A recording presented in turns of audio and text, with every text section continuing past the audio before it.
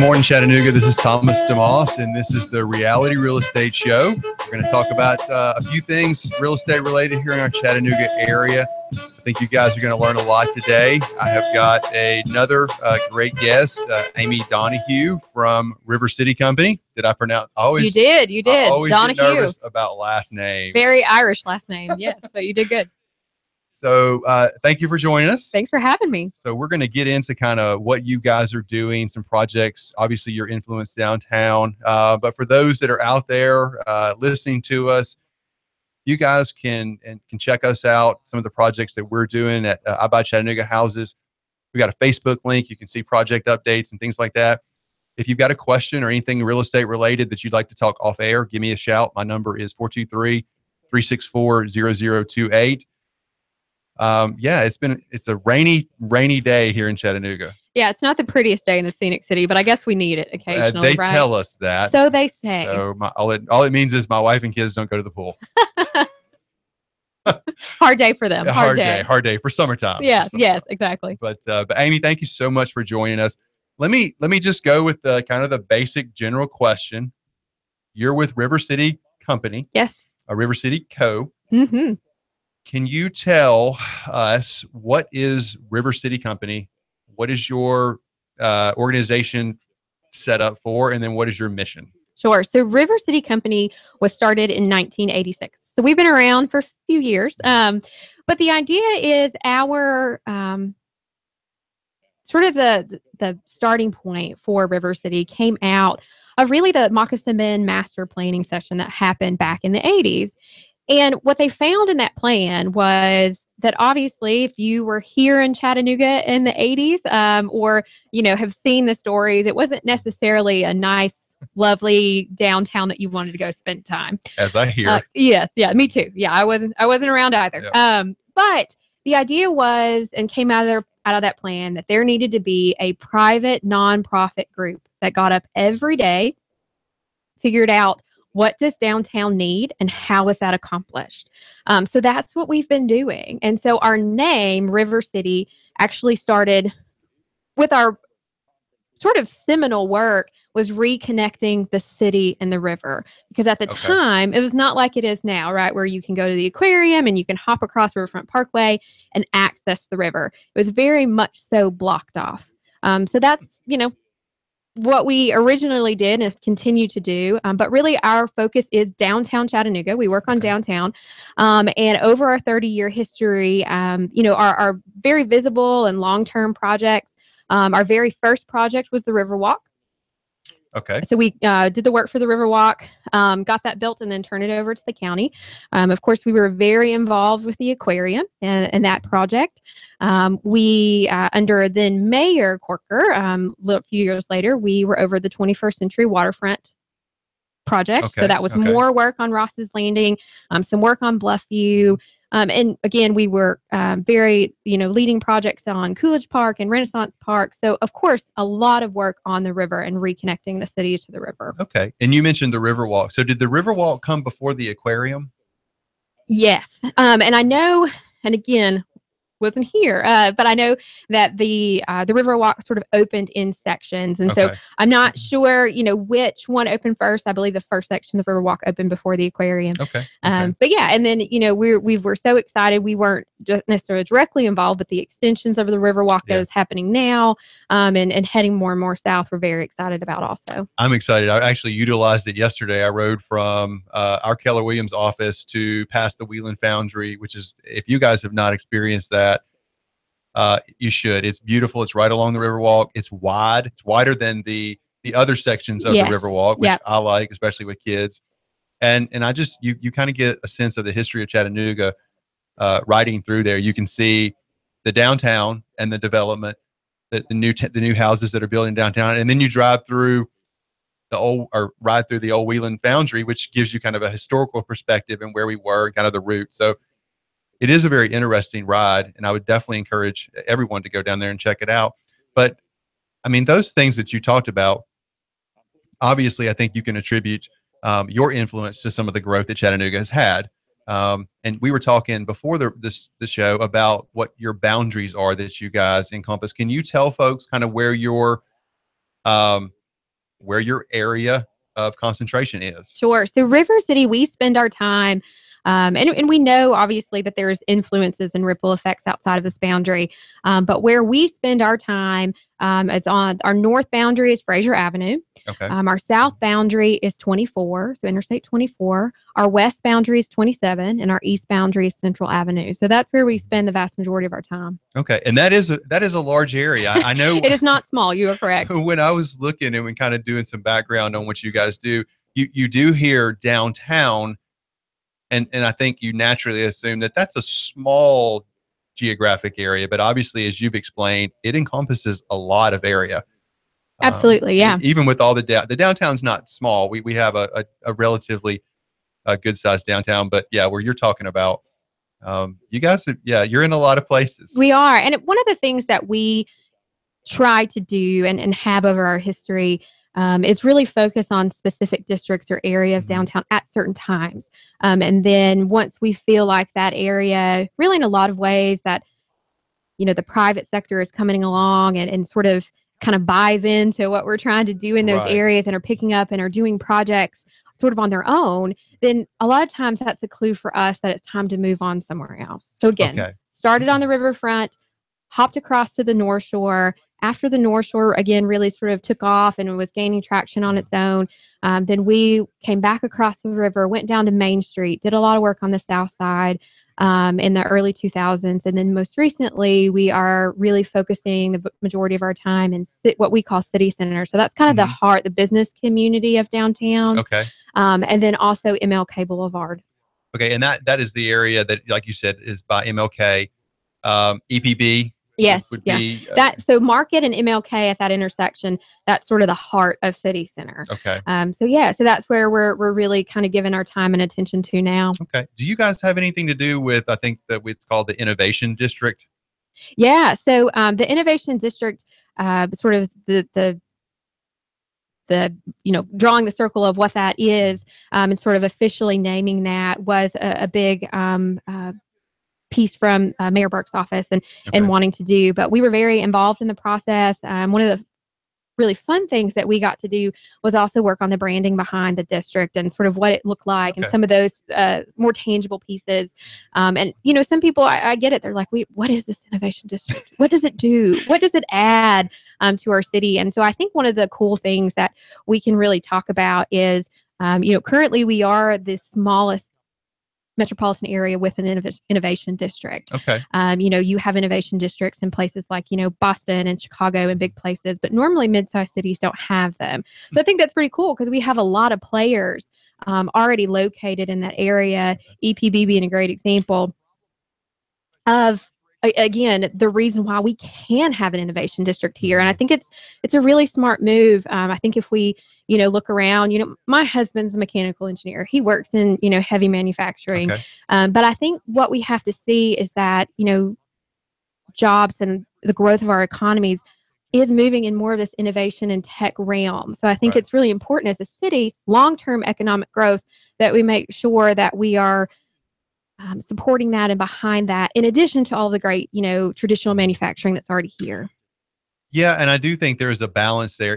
We talk about the importance that Volkswagen had on kind of giving us a resurgence as a manufacturing town again. Absolutely. And then we've always been a distribution point. I mean, we're heavily into logistics. Absolutely, yeah. And what you see is even some of those logistic companies are technology companies and very entrepreneurial based, I think. I mean, I see a lot of those folks that are coming to the innovation district in those areas that are springing up with new ideas. It's bellhops. Absolutely, there's a new article about them. That's just it's interesting how people are coming up with new ideas to facilitate commerce these days, and it is driven a lot by I guess our millennials that are embracing the newer technology and figuring out how to make it work for, the society today. Absolutely. And again, it's just a good way of making sure we are, as a community, are ahead of the curve and investing and supporting, again, what we think are sort of, it's kind of maybe cliche as it sounds, sort of the jobs of the future. Yeah. Well, it's good. I mean, you can't have growth if you don't have jobs. Absolutely. And I do think one of the things that I've always kind of been impressed with is Chattanooga's focus on the small business. I mean, you've got the business incubator on the north side, and then we talked about the innovation district. There's several other privately funded, I guess, business incubators that are looking, that they've got, folks that want to invest in great ideas. And I see there's a lot of traction in that right now. Absolutely. Everybody's looking for the next great idea. So it brings Chattanooga a lot more visibility. Absolutely. Yeah. Are you familiar with Gary Vaynerchuk? I am. Yeah. Okay. Gary V. Yeah. So anyway, if you're not, he's probably one of the best media people out there, marketing, advertising, but he has an office, I believe, now in Chattanooga. He does. Yeah. And that's a real win story for Chattanooga. VaynerMedia, obviously, like a lot of places, was, started big city in New York, and they branched out and had offices in Los Angeles and London, and they were looking for a place to have their office in the South. And so a lot of folks, that's immediately in Atlanta, or maybe if they're looking for a little more exotic, they go to Miami. Yeah. But Gary V was introduced to Chattanooga and some of the things that were happening here by some of the folks that are involved in the entrepreneur scene. And he liked what he saw. He liked that, again, as a community, we were focused on these things. And it was a priority in our community. So, so his South headquarters for VaynerMedia is here in Chattanooga. And again, that's a big win for our city. Yeah, it really is. I mean, because not only does he have a very heavy national and international influence, and it was interesting. I saw there was a YouTube clip where he was just walking around Chattanooga, and the views on that were tremendous. So we were getting a lot of, I guess, free publicity that way. Now the Tomorrow building downtown, did you guys have anything to do with that? Yes. So we were, and still are, sort of an equity partner in that building. Okay. So this is something that River City, we're thankful that we have the ability to do, is in a lot of ways in our planning efforts, there are sort of key buildings or properties or, areas that are either not being utilized at all, or, or in some ways underutilized, or maybe it's a parking lot right for redevelopment. Okay. One of the things that River City can do, and we try to, is to purchase those buildings or properties, and then turn around and really market it for very specific types of development that we believe are needed or would be great projects for downtown. So the Tomorrow building was one of those. We were able to purchase that building. Its original use was a hotel. And then, as most people know it, as Yesterday's, which, again, I was not in town for yesterday, so I can only enjoy everyone's stories. And that building, we purchased that building and held it for development for a short period of time. The actual developer is Lamppost Properties. And so they did the heavy lifting as far as development goes. And we were involved in that as well, just because while River City, we want to be sort of the developer of last choice, meaning that, we want to get the plan out there and get the ideas out there and hopefully inspire the private sector to come in and do the jobs. Sometimes either if we can't get it done the way we need it, or the project is just too important, we will develop it ourselves. And so we do have a history of that and a knowledge of how to get these types of projects in urban settings done. So we partnered with Lamppost on that because this was their first development project. Yes. Okay. And so worked very closely with them. And, this idea of sort of these micro unit apartments, which for a lot of people are like, holy cow, I cannot do that. And we get it. But, they have 39 micro unit apartments in there. They're leased up. All the first floor commercial space. That doesn't surprise me. Everybody's wanting to move to a tiny house. So yeah. A micro apartment to me is just as feasible. And they're gorgeous. I mean, they left a lot of the original features in the spaces. And they, if you haven't seen the building either, they've got these incredible, they're small, but they've got these incredible balconies on the side of it too. So they've created a little bit of outdoor living there as well. So it was a really smart project and one that we're really excited about. And it's been featured in, like Inc.com, the New York Times or Wall Street Journal. I mean, it's been featured around the country as sort of a fun how to do a micro unit apartment sort of it is a development. great looking building, and my wife always loves when I mention her on the show, so I'll take the liberty here. Yeah, when we moved, she grew up here. When we moved back to Chattanooga, that was what I always heard was you never go downtown, and then yesterday's was the place to go if you did. You did. So, yeah, you guys are doing a lot of great things. Just out of curiosity, how many staff members do you guys have? So part-time and full-time, we're at 9. Okay. So we have 3 part-timers. So I guess 6 full-time folks.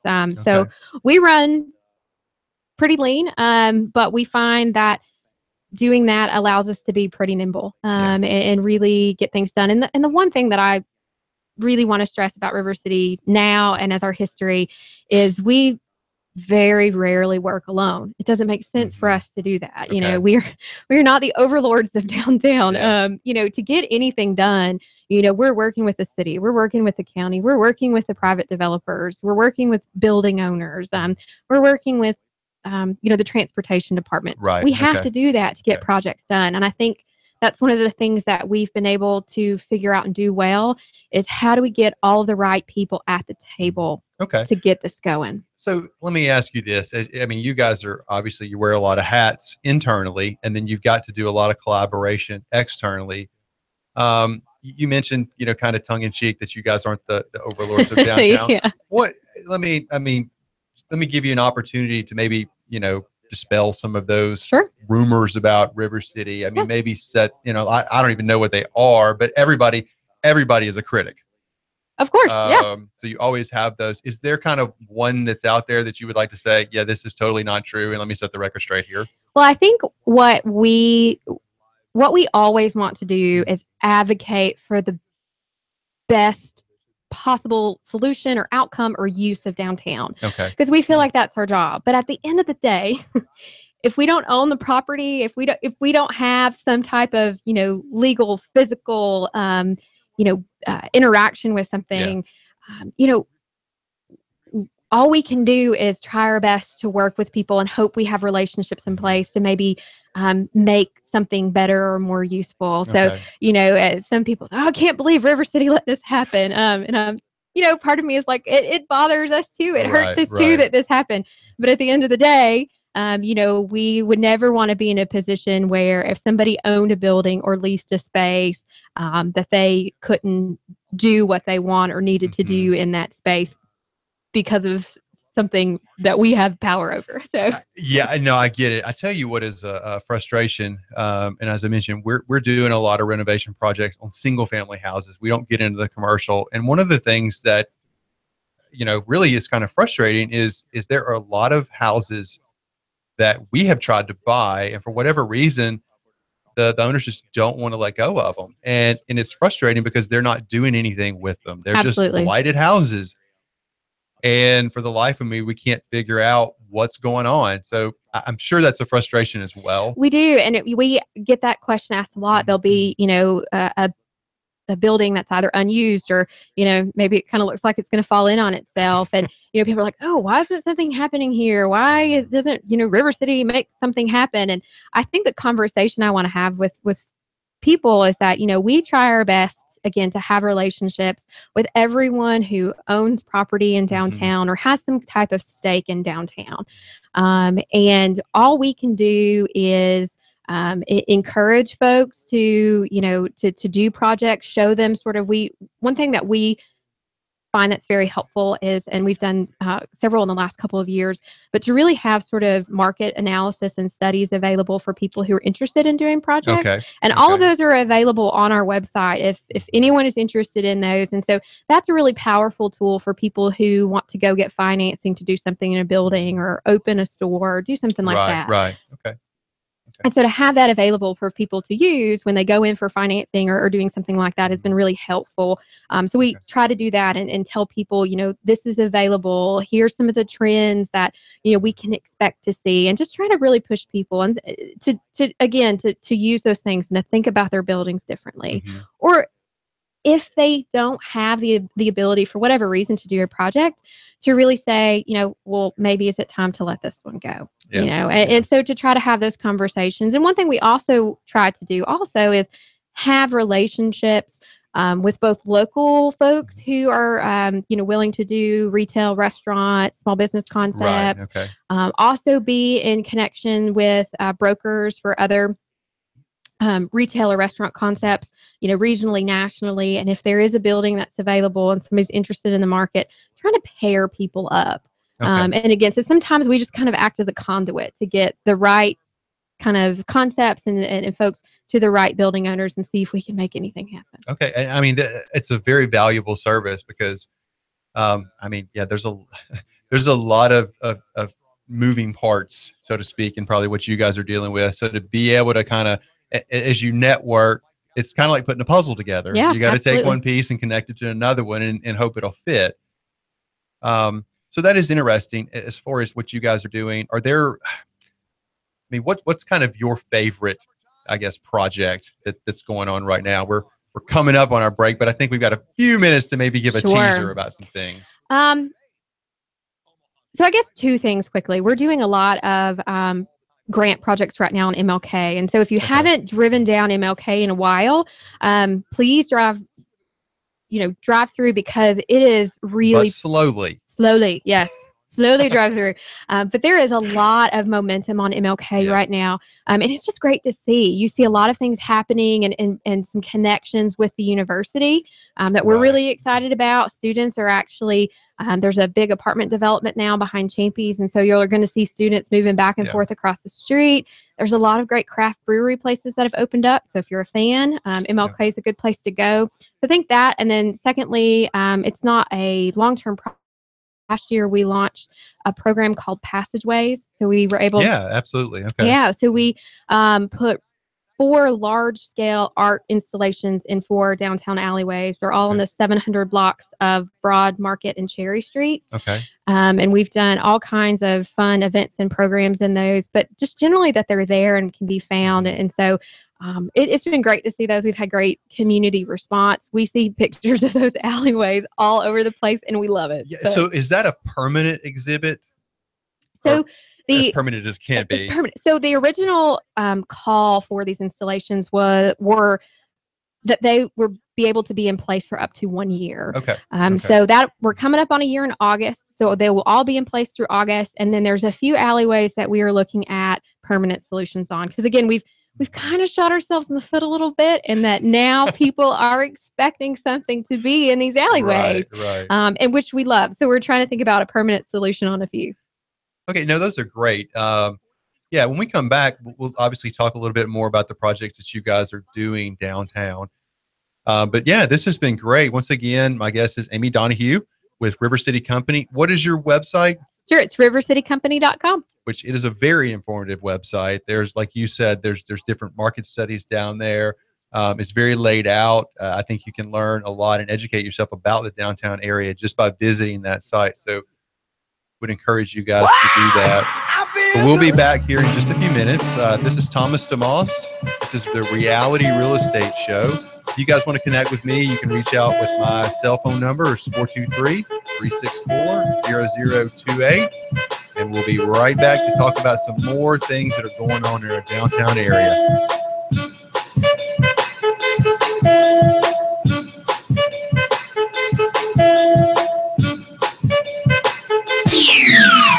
The Tennessee Valley's news, talk, and sports leader. Nooga Radio, AM 1240 and 92.7 FM. iBuyChattanoogaHouses.com, Chattanooga's premier house buyer. Do you have a house you need to sell fast? We are buying. Call us today. We are local folks. We will buy your house as is, no repairs needed. We will give you a cash offer and close on the day of your choice. Call us right now, 423-834-7321.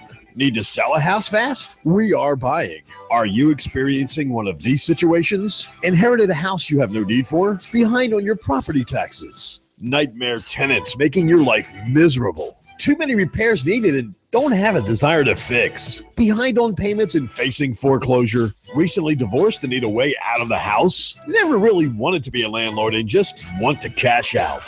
Trying to relocate and need to sell your house? Do you need to sell a house fast? We are buying. No fees, no hassles, no repair cost. Close on the day of your choice. Our process is simple. Call us today. We inspect your property right away. We make you a fair cash offer. We close on the day of your choice. Call us today, 423-834-7321. Visit our website, ibuychattanooga.com. Call us today, 423-834-7321. ibuychattanooga.com. 3, 2, 1. Chattanooga Radio, AM 1240 and 92.7 FM's news now. Heavy rains and flooding for the Chattanooga area on Thursday and Friday. Areas near creeks and rivers may become dangerous. Amy Maxwell with the Hamilton County Office of Emergency Management says that creeks and streams may be unable to accommodate the water that we're going to be getting with the storms, and storm drains and culverts may turn into raging bodies of water, says Miss Maxwell. Tropical storm Cindy expected to let up by Saturday. A man was cut down by bullets on Stanfield Street and rushed to the hospital. The victim and witnesses were not able to identify who shot him. The Violent Crimes Bureau is investigating, and the Chattanooga police are asking for your help to find who the shooter was. The morning crash closed Stringer's Ridge Tunnel this morning that connects Red Bank to Chattanooga. A truck crashed into a power pole, knocking down power lines. The Regional Planning Agency held a public forum yesterday talking about a proposed new ordinance for short-term vacation rentals, which would require the rentals to relocate to designated districts in the city. Russell Stroud, Nooga Radio News, now. In-depth traffic, news, and information. Mornings on Nooga Radio, AM 1240 and 92.7 FM. Staying very wet out there through your afternoon with more showers and thunder showers pouring through. Highs into the upper 70s. Tonight, a few lingering showers, very muggy, lows near 72. Warm, humid Friday, highs into the mid-80s with late showers and storms returning. Drier for the weekend. Check out KFC's new spicy, crispy Zinger chicken sandwich, available in a $5 fill-up. Get at it, KFC. It's finger-licking good for a limited time at participating KFCs. And I'm Sports Team 12 Chief Meteorologist Patrick Orr on Nooga Radio, AM 1240 and 92.7 FM. The Tennessee Valley's news, talk, and sports leader. Nooga Radio, AM 1240 and 92.7 FM. Wow! I feel good.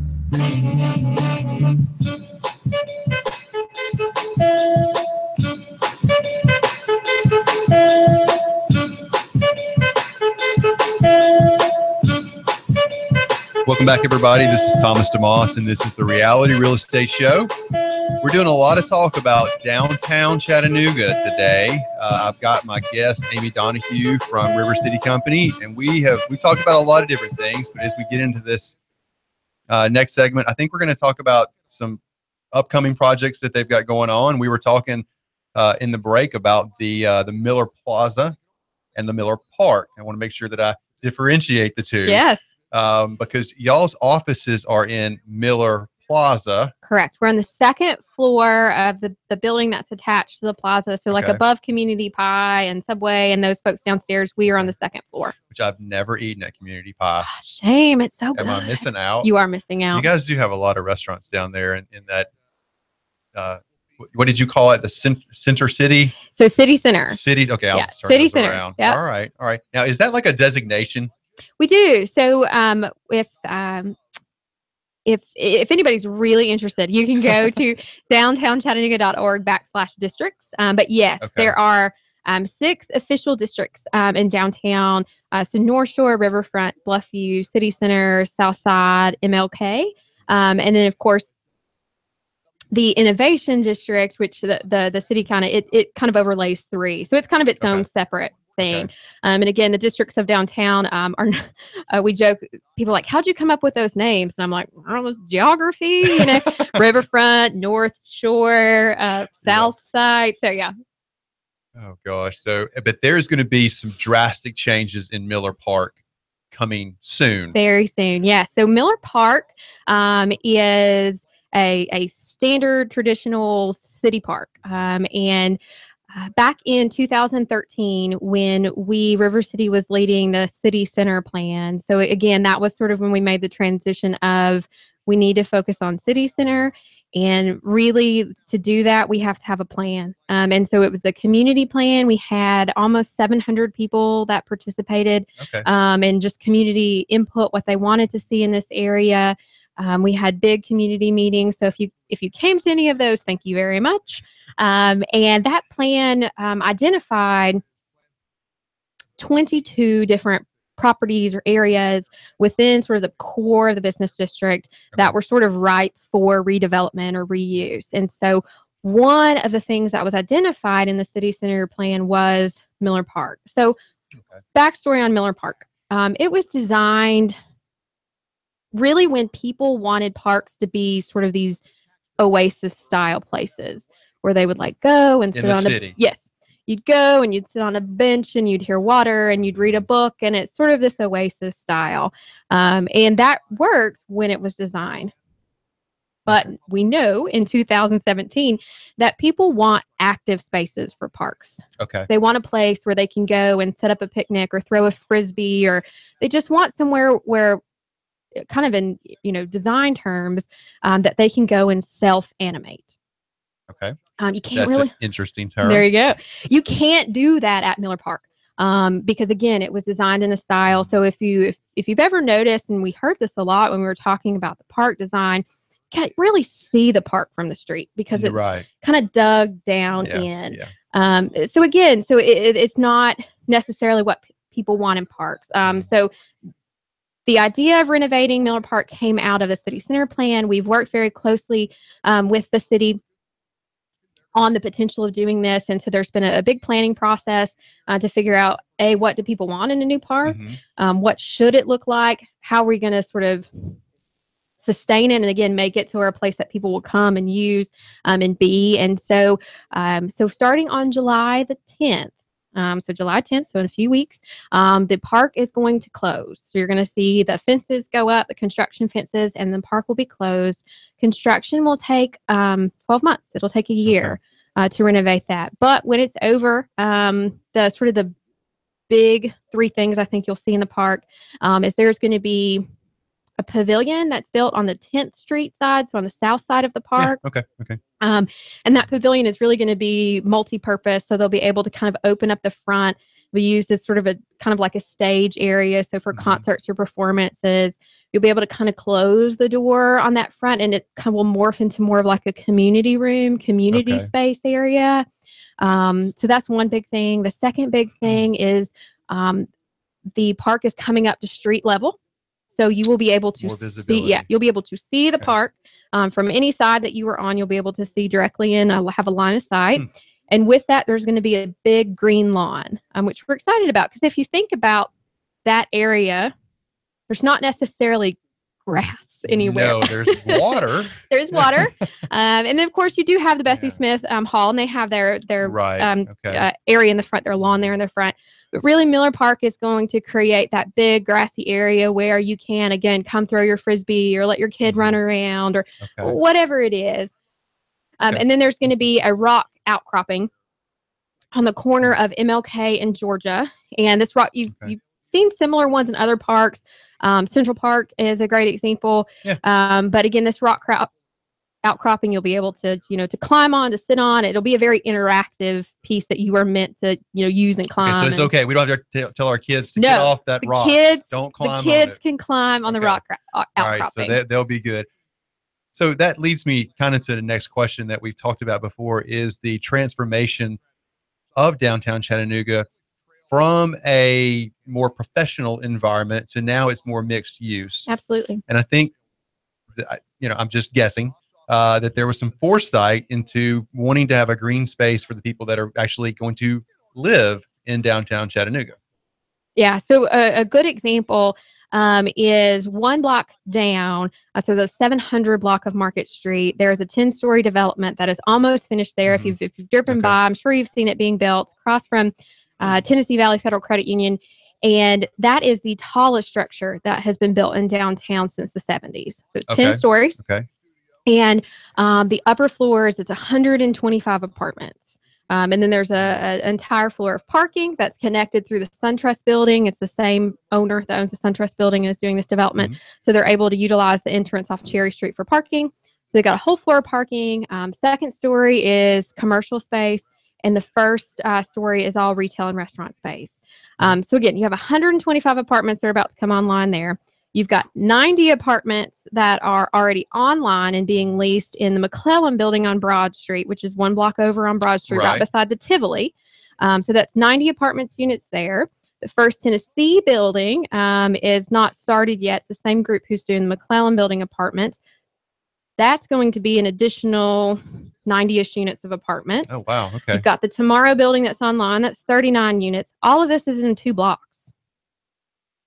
That's a lot of people. It's a lot of people in an area. And then, of course, Loveman's is a condo community that has been filled for several years, and there's residents there. So, yeah, you probably, most folks, right, you have some green space at your house. You have a little yard or a big yard.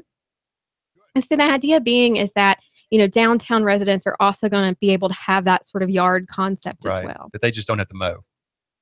Correct.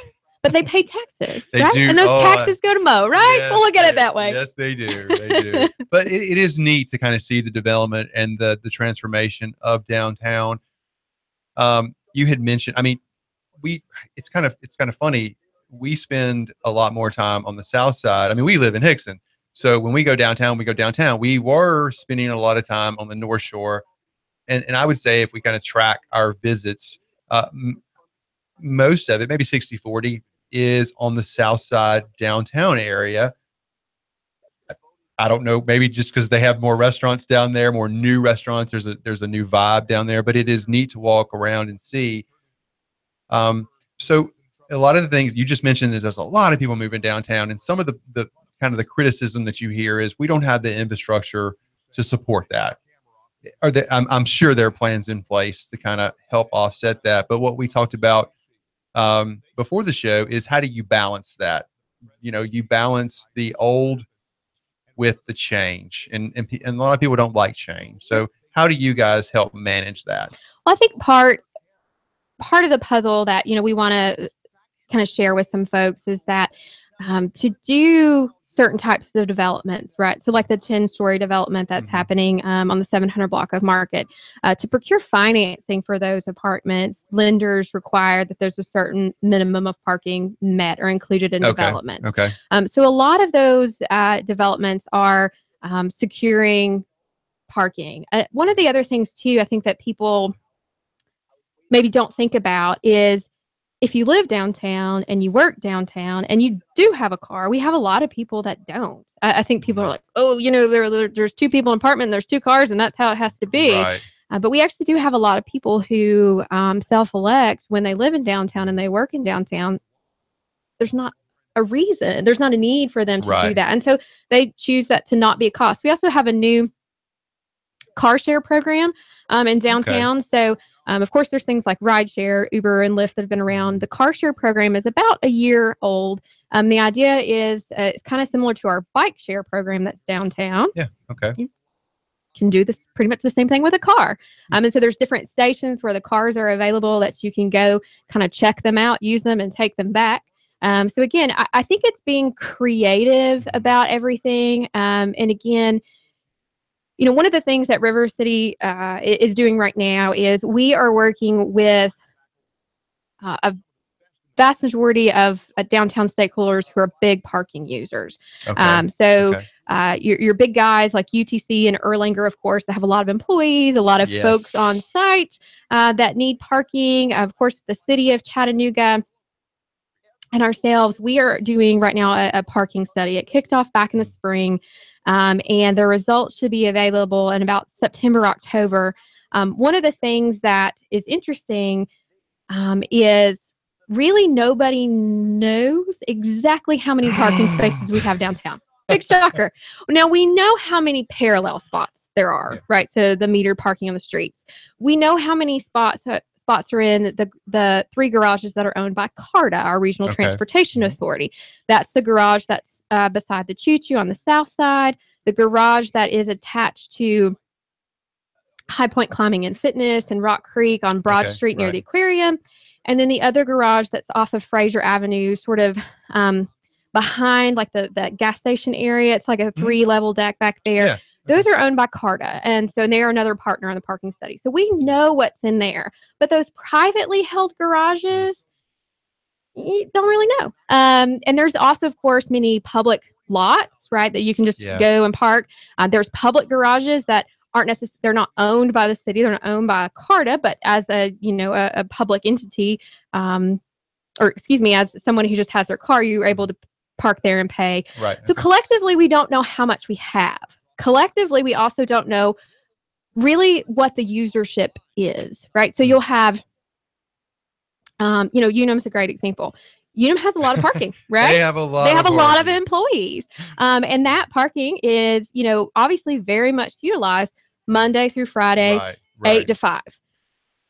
But what about after 5? What about on the weekends? Are there creative strategies that we could put in place that would help alleviate some of that? So that's what the parking study is doing. A, it's looking at what do we have. B, it's looking at, is there any creative shared parking opportunities that could be created?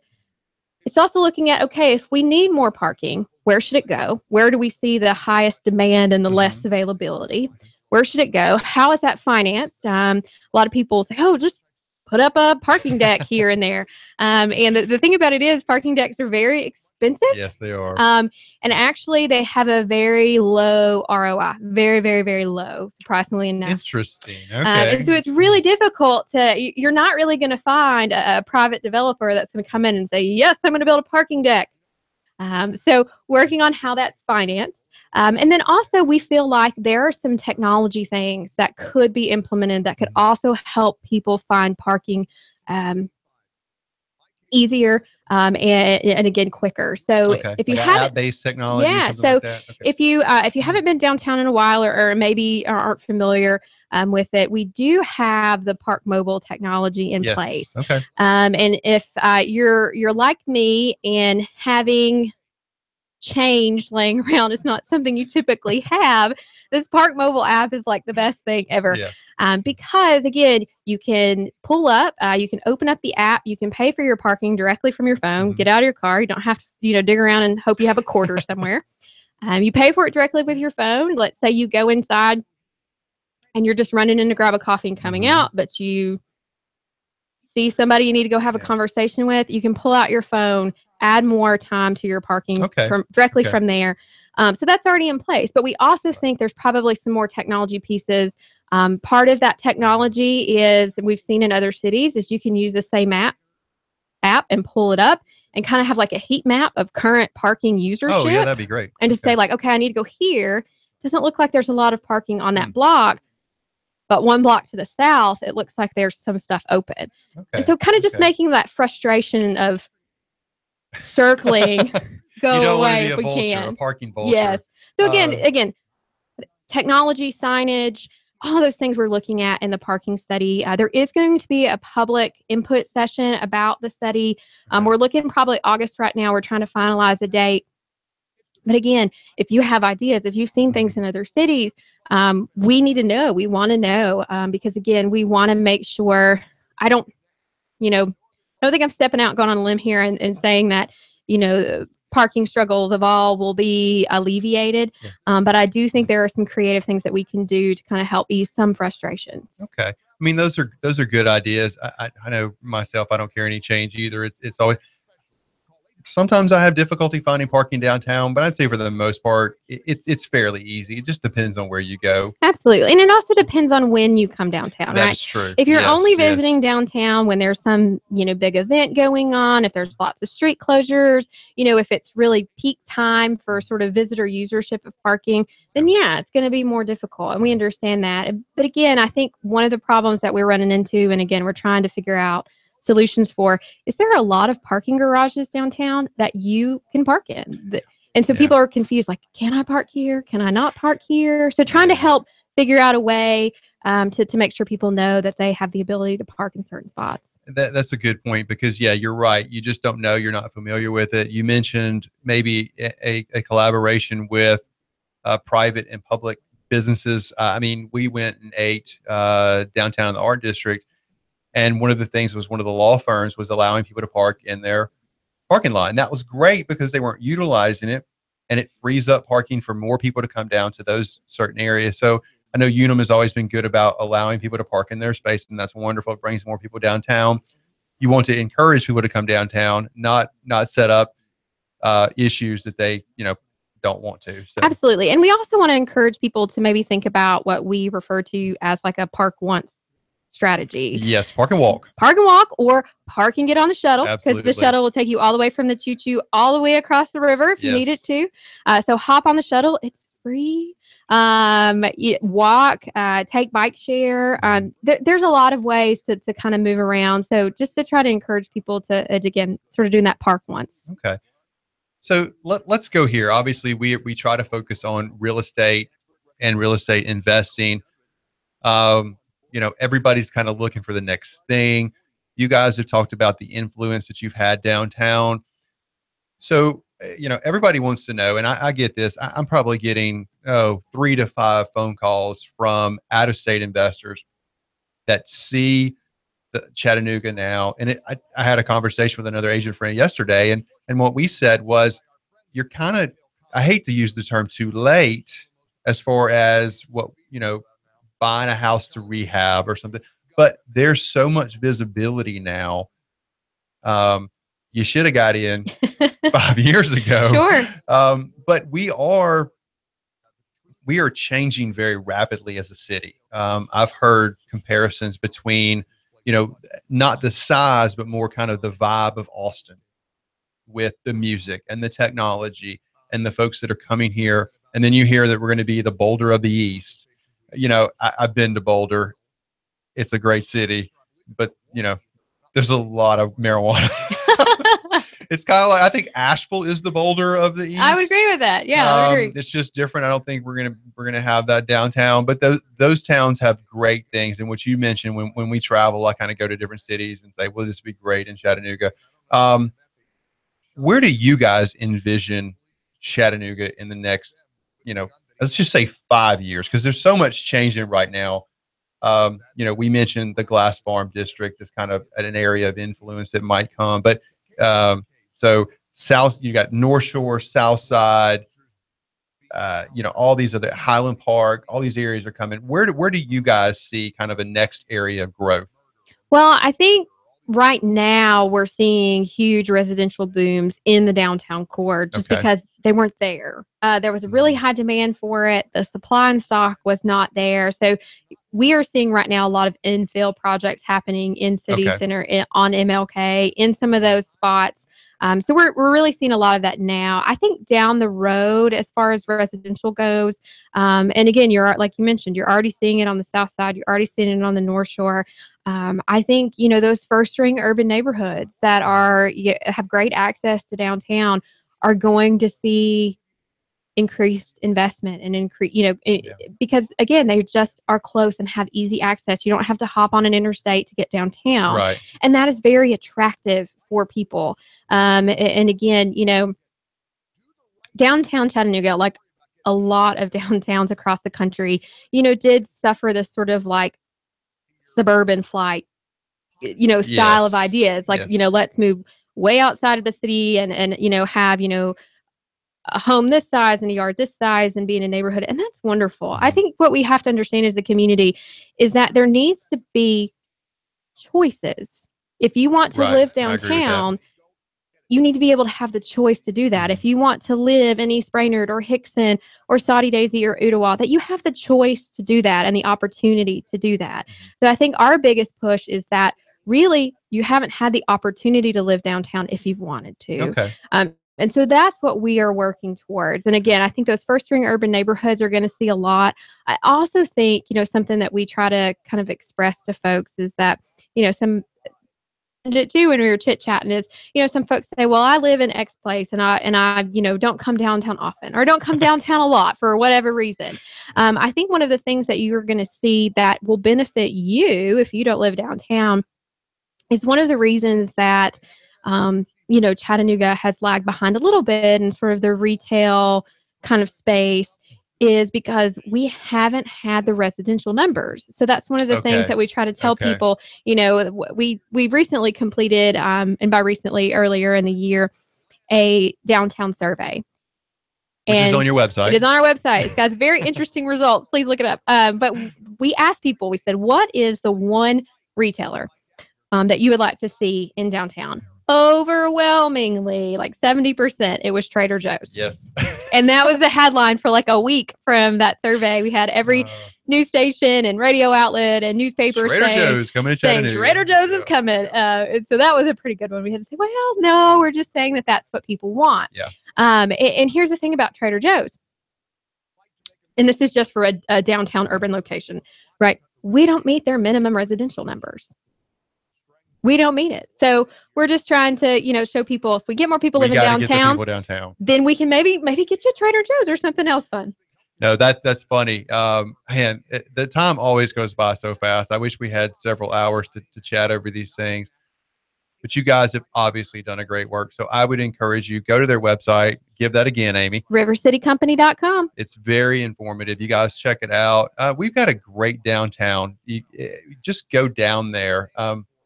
If you're not comfortable, just go. You'll get comfortable. It's a very safe environment. There's beautiful things down there. There's great restaurants. There's tons of things to do down there. Yeah, it's awesome. So, Amy, thank you so much. Thanks for having me. Well, guys, this is Thomas DeMoss. This has been the Reality Real Estate Show. Thank you guys for joining us. Check out our project updates on I Buy Chattanooga Houses, our Facebook page. Like us. You can check out kind of some other things that we're doing on ibuychattanooga.com. Thanks for joining us, guys. Y'all have a great rest of the day.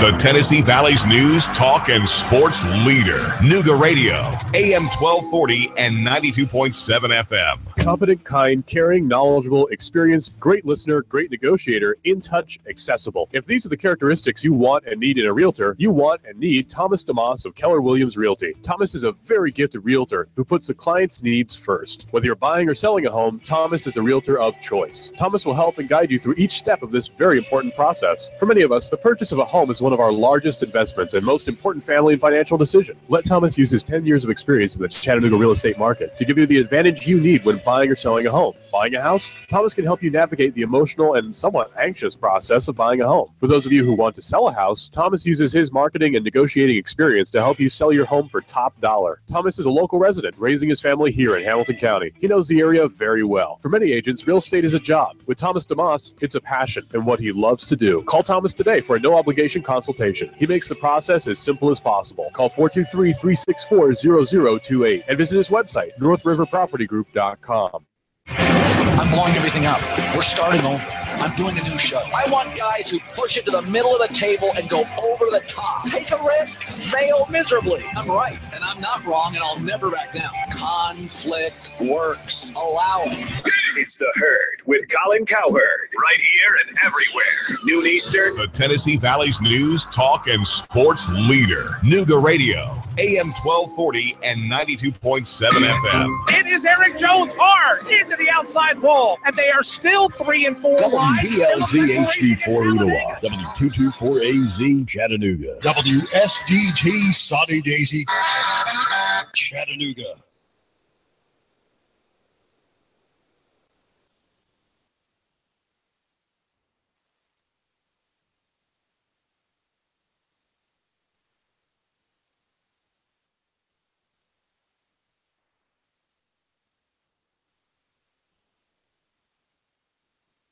Yesterday on The Herd. Okay. I'm telling you, by Paul George saying I want to be the Lakers, it really has given him incredible and the Lakers incredible leverage. And I applaud him for it because players can't win regardless of what they give a community and how they lead. Doesn't matter. They're all bad guys, right? A new day in the Herd. Ladies and gentlemen. Ladies and gentlemen. Ladies and gentlemen. Ladies and gentlemen. You guys can laugh at me all you want. This is The Herd. The Herd. With Colin Cowherd. I'm setting the tone. This show on radio. This is The Herd. Broadcasting live from Los Angeles. The Herd with Colin Cowherd starts now. This is The Herd. Wherever you may be and however you may be listening, live in Los Angeles, iHeartRadio, Fox Sports Radio, no TV today, FM, XM Sirius Channel 83. So, stories breaking as we start. Brian Windhorst on the Paul George, Jimmy Butler trades to Cleveland, quote, nope, not happening. The Cavs were not generating enough trade interest in Kevin Love. So this is great, great news for the Los Angeles Lakers. The Cavs want Paul George or Jimmy Butler, but Chicago doesn't want Kevin Love, and that's their best piece. And Indianapolis doesn't want Kevin Love. They're not interested. What the Pacers want is a player and picks, and that's what the Lakers have. They now have 3 first-round picks. They're not giving up the 2 pick and shouldn't. And they have 2 later first-round picks, and they got a couple of players. Decent players, not great players. So the longer the Pacers wait, the less you get in return. That's the way it works in trades. I mean, Orlando kept waiting and waiting and waiting on Dwight Howard. You don't get anything. Sacramento kept waiting and waiting and waiting on Boogie Cousins. You don't get much in return. So the only place this really worked, in my opinion, was Cleveland anyway, because Paul George has said, I want to be a Laker. And so I think with Dan Gilbert, you'd roll the dice and say, okay, let's go Paul George, LeBron, Kyrie, Tristan, we can win a title. Big payoff. And we think LeBron can potentially 50-50 coin flip on this, convince Paul George to stay in a winning culture, go to a losing culture. So the only place that worked to me was Cleveland, and according to Brian Windhorst, not happening. Cavs not generating enough trade interest in Kevin Love. So, and once the season starts, forget it, because then you'd have to bring in Paul George, and then all of a sudden in the NBA, it's going to take 6 weeks to 8 weeks. And by the way, what owner, what GM, unless you have a real chance to win a championship, maybe Houston would roll the dice, but here's the problem with Houston. Houston wants Paul George too, but Indy wants picks and a player. And Houston's only got 2 second-round picks. So it's drying up out there. Now, Portland, I think, is the best position to get a Paul George. They have a C.J. McCollum. They have 2 guards. Neither defends. Both are great scorers. And they have 3 first-round picks. But Portland knows Paul George is not going to stay in Portland. He's not. He's going to be playing the Lakers. He's going to be an hour 45 flight to L.A., going regularly. And so I think it's happening for the Lakers. And the longer Indianapolis waits, the longer the Pacers wait, the more leverage the Lakers have on this. That's the way it works with any negotiation. You lose leverage if you keep waiting and waiting because people know you're more desperate. So if I'm the Lakers, what would I give up, Max? I'd give up my 2 late first-round picks, and you got to get Jordan Clarkson and Randall off the books anyway. And then you go into the season with Lonzo Ball starting. You'd figure out a 2 some way. Then you'd have Brandon Ingram, Paul George, Brook Lopez at center, and a young center right behind him. You could have a big lineup. You'd have Larry Nance Jr. off the bench. I know they like him a lot. I like him a lot. There you go. So to me, unless there's something unforeseen that happens here, it is all working. A little bit of patience. Listen, I'm for patience. Boston, I'm running out of patience with their patience, but patience can be a good thing. The Lakers now, over the course of 2 days, have gone from no leverage by just being patient. The Lakers have gone from no leverage to leverage in 36 hours. Just by sitting here and waiting and being patient, the Lakers now have leverage on Paul George. Cavs don't have what they want. Houston doesn't have what they want. Portland's not going to be willing to do it. I mean, Portland's already got 2 really bad contracts and 2 guards that play the same way. They got to fix that thing. They're not going to roll the dice on Paul George. They're not going to roll the dice. I'd be surprised if I wouldn't do it if I was Portland, and I'm all for getting Paul George for a year if you can win a title. So here we are. The NBA draft is tonight. Adrian Wojnarowski will be joining us in 30 minutes. Woj is the story breaker in this industry. It's funny. I like De'Aaron Fox of Kentucky, but would I like him as much if he played at Vandy or South Carolina or Coastal Carolina or Oregon State? 2 of the 3 Kentucky guys this year, I don't like. Malik Monk, I think, is going to be the first bust in this draft. De'Aaron Fox will be a nice player. I think Malik Monk's a bust. John Calipari is the best recruiter in college basketball. He gets really great players. Of his 39 guys he's sent to the NBA, 39 from Memphis and Kentucky, 2 any GM in the league would want. Karl Anthony Towns and Anthony Davis.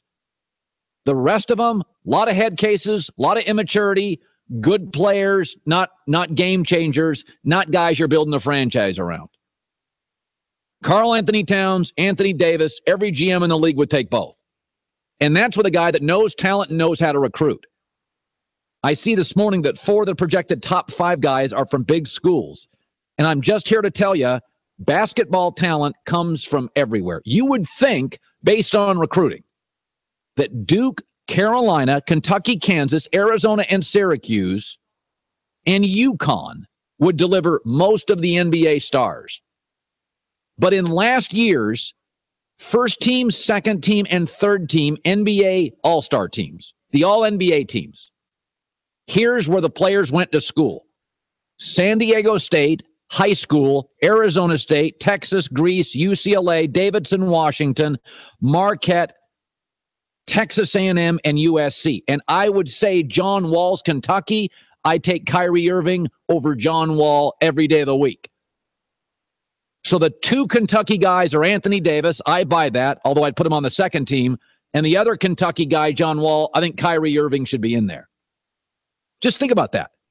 Last year's All-NBA teams, this year's actually, San Diego State, high school, Arizona State, Texas, Greece, UCLA, France, Davidson, Washington, Marquette, Texas A&M, and USC. And you start looking around the league. Damian Lillard, Weber State. Chris Paul, Wake Forest.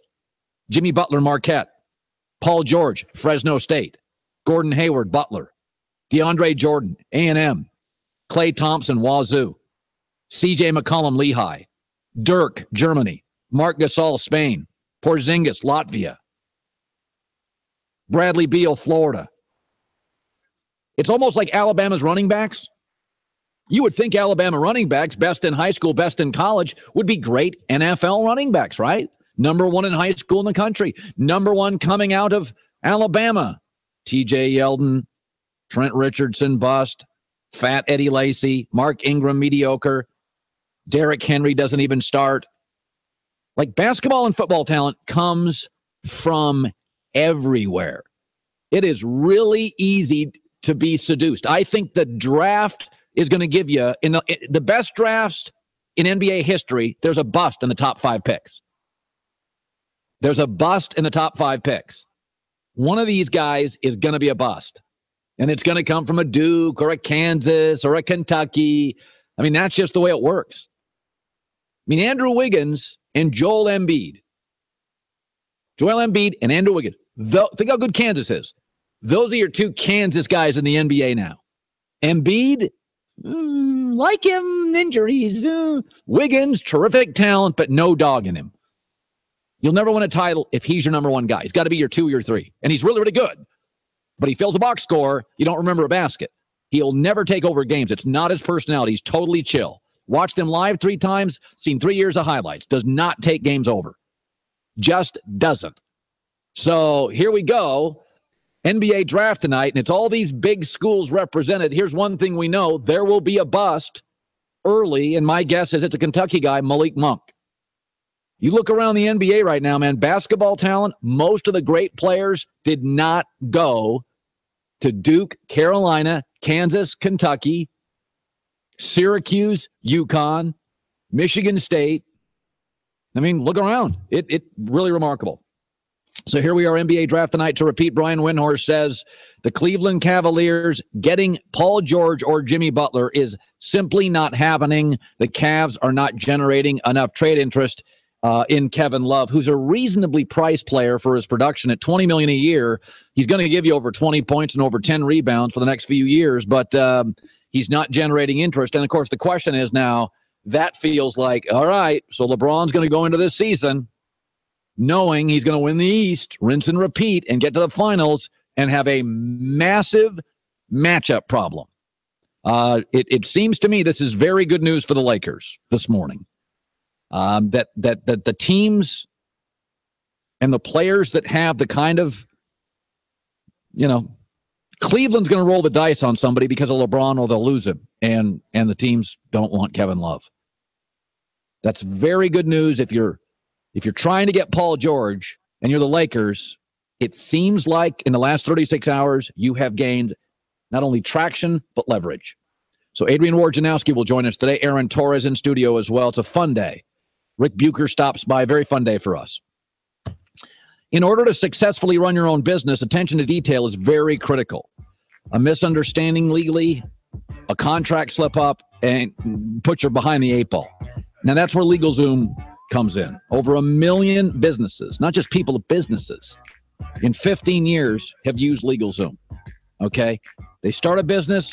LegalZoom services go well beyond business formation.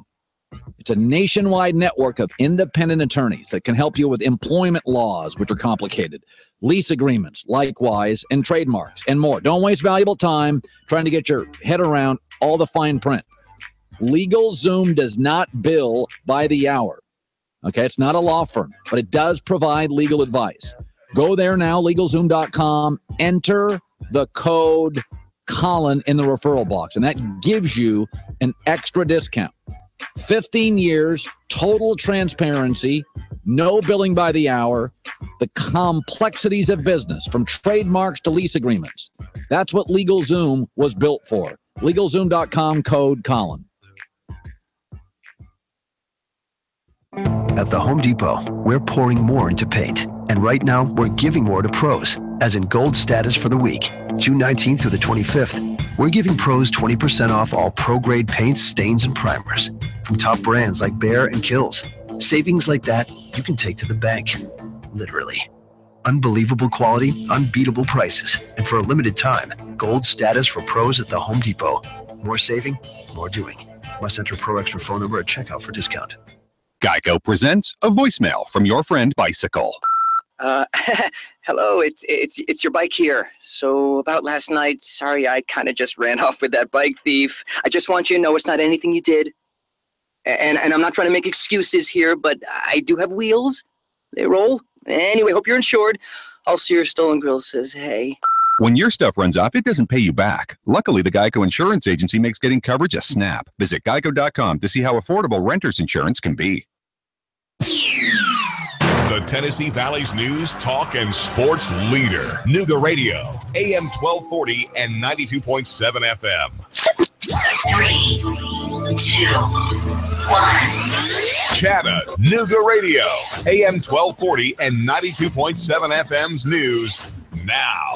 Heavy rains and flooding for the Chattanooga area on Thursday and Friday. Areas near creeks and rivers may become dangerous. Amy Maxwell with the Hamilton County Office of Emergency Management says that creeks and streams may be unable to accommodate the water that we're going to be getting with the storms, and storm drains and culverts may turn into raging bodies of water, says Miss Maxwell. Tropical storm Cindy expected to let up by Saturday. A man was cut down by bullets on Stanfield Street and rushed to the hospital. The victim and witnesses were not able to identify who shot him. The Violent Crimes Bureau is investigating, and the Chattanooga police are asking for your help to find who the shooter was. Morning crash closed Stringer's Ridge Tunnel this morning that connects Red Bank to Chattanooga. A truck crashed into a power pole, knocking down power lines. The Regional Planning Agency held a public forum yesterday talking about a proposed new ordinance for short-term vacation rentals, which would require the rentals to relocate to designated districts in the city. Russell Stroud, Nooga Radio News, now. In-depth traffic, news, and information. Mornings on Nooga Radio, AM 1240 and 92.7 FM.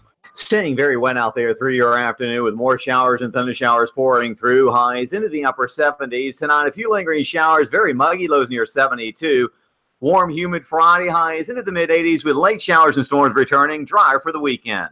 Check out KFC's new spicy, crispy Zinger chicken sandwich, available in a $5 fill-up. Get at it, KFC. It's finger-licking good for a limited time at participating KFCs. And I'm Sports Team 12 Chief Meteorologist Patrick Orr on Nooga Radio, AM 1240 and 92.7 FM. Your marriage is over. You've been abandoned, betrayed. You're angry, shattered, and heartbroken. Don't go it alone. When you are facing divorce, you need an experienced advocate to help protect your rights in future. And you need it from a man with a sympathetic heart, but a hard nose. Attorney Clay Whitaker will fight for you in this most confusing and bitter time in your life. Clay Whitaker, 756-6400. I've got a $10 bill for you at the best paint store in Chattanooga. David here. Hi. Big savings right now on paint and stains. Chattanooga Paint and Decorating. More than a paint store. Ring up a can and keep that $10 bill. Save on select paints and stains at Chattanooga Paint and Decorating. More than a paint store. Pittsburgh,